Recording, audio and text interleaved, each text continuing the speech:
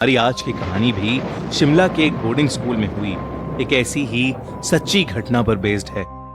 मुंबई में रहने वाले सिड और नेहा की शादी को 2 साल होने वाले थे। वो पहली बार तब मिले थे जब वो दोनों क्लास 11th में थे और शिमला के एक बोर्डिंग स्कूल में पढ़ रहे थे।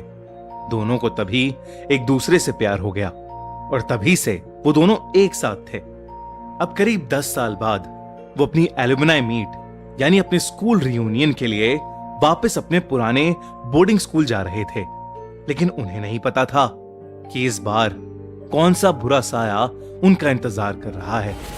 स्कूल पहुंचते ही सिड और नेहा का स्वागत स्कूल के सीनियर्स ने किया और उन्हें ग्रीट करके वो उन्हें ऑडिटोरियम तक ले गए, जहां प्रिंसिपल ने सभी एलुमनाई का वेलकम किया और पार्टी शुरू करने का ऑर्डर दिया। सिड और नेहा को पार्टी में बहुत मजा आ रहा था। उन्होंने खूब डांस किया और ढेर सारी पिक्चर्स क्लिक की। नेहा डांस करते करते थोड़ी थक गई, तो इसलिए वो साइड में आकर एक चेयर पर बैठ गई और सभी को एंजॉय करते हुए देखने लगी। तभी उसकी नजर भीड़ के पीछे खड़े एक लड़के पर गई, जो कि उसी को देख रहा था। उस लड़के का हुलिया काफी अजीब था।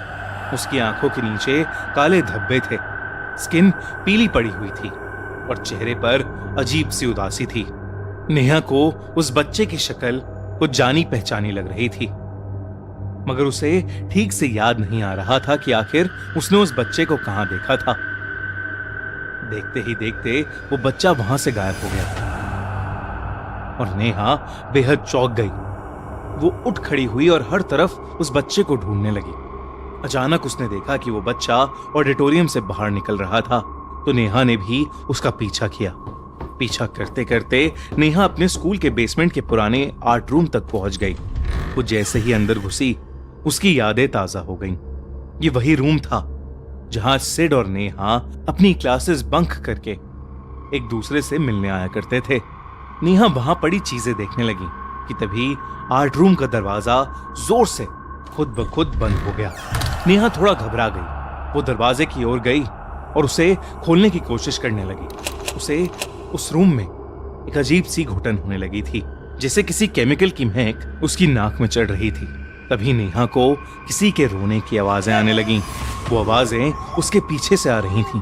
वो पलटी और उसने देखा कि वही बच्चा आर्ट रूम के कॉर्नर में बैठा रो रहा था। उसने अपना चेहरा अपने हाथों से छुपाया हुआ था। नेहा ये देखकर और ज्यादा डर गई और वो दरवाजे को जोर जोर से नॉक करने लगी और चिल्लाने लगी। जब उसने दोबारा पीछे पलट के देखा तो वो बच्चा अब वहां नहीं बैठा था। वो दरवाजे की तरफ मुड़ी और तब जो उसके साथ हुआ उसे देख उसकी रूह कांप गई।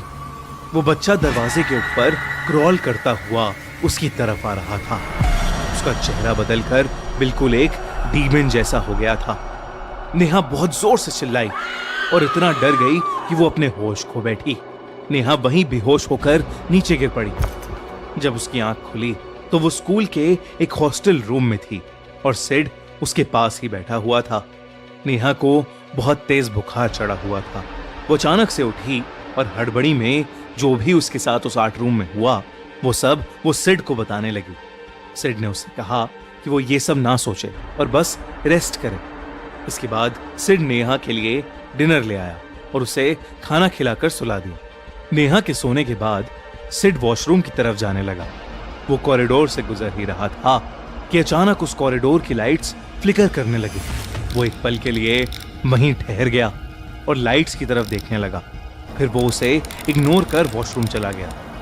वॉशरूम में सिड को ऐसा लगा जैसे उसके अलावा भी वहां कोई मौजूद था। उसे एक अलग सी ठंडक महसूस हो रही थी। वो अपने हाथ धो रहा था जब वॉशरूम की लाइट्स भी अचानक से फ्लिकर करने लगी। इस बार सिड थोड़ा सहम गया और जल्दी से वॉशरूम से बाहर निकलने लगा, मगर किसी इनविजिबल शक्ति ने सिड को पीछे से बहुत जोर से खींचा और सिड दीवार से टकराकर जमीन पर गिर पड़ा। उसके सामने वही बच्चा खड़ा था जो पहले नेहा ने आर्ट रूम में देखा था। उसे देखकर सिड की रूह कांप उठी और वो अचानक से बोला, मोहन, मोहन तुम? ये सुनते ही वो बच्चा बहुत जोर से चीखा और उसने सिड का गला पकड़ लिया और उसे जोर जोर से दबाने लगा। सिड भी चिल्ला उठा और तभी वॉशरूम में हॉस्टल का वार्डन आ गया और उसने सिड को वॉशरूम पर तड़पता हुआ पाया। सिड के अलावा अब वहां कोई नहीं था। वार्डन ने सिड को शांत कराया और उसे वापस उसके रूम तक ले गया। लेकिन जैसे ही वो दोनों उस हॉस्टल रूम के अंदर घुसे, उनका दिल बुरी तरह दहल उठा। उन्होंने अपने सामने नेहा को पंखे से लटका हुआ पाया। ये देखकर सिड बुरी तरह चिल्लाया और रोने लगा, मगर वार्डन ने जल्दी से नेहा की टांगे पकड़ी और उसे पंखे से नीचे उतार लिया। उसकी सांसें अभी भी चल रही थीं। इसके बाद नेहा को हॉस्पिटल में एडमिट करा दिया गया, जहां वो 4 दिन तक रही और फिर होश में आई। नेहा के ठीक होने के बाद सिड ने उसे बताया कि उसने उसी बच्चे को वॉशरूम में देखा था जिसकी बात नेहा कर रही थी। सिड को वो बच्चा अच्छे से याद था। उसने नेहा को याद दिलाया कि जब वो दोनों 11th क्लास में थे तब मोहन सिड का बेस्ट फ्रेंड हुआ करता था। नेहा स्कूल में नई नई आई थी। सिड और मोहन दोनों को ही नेहा बहुत पसंद आ गई थी और इसी वजह से सिड और मोहन की दोस्ती टूट गई थी। सिड ने जल्द ही नेहा को डेट करना शुरू कर दिया था, मगर ये बात मोहन को बिल्कुल पसंद नहीं आई। एक साइको जैसे वो नेहा को स्टॉक करने लगा था। सिड से हाथापाई करने के बहाने भी ढूंढता था। जब ये सब करने के बाद भी नेहा ने उस पर ध्यान नहीं दिया तो एक दिन मोहन ने अपने हॉस्टल के कमरे में पंखे से लटक कर अपनी जान दे दी।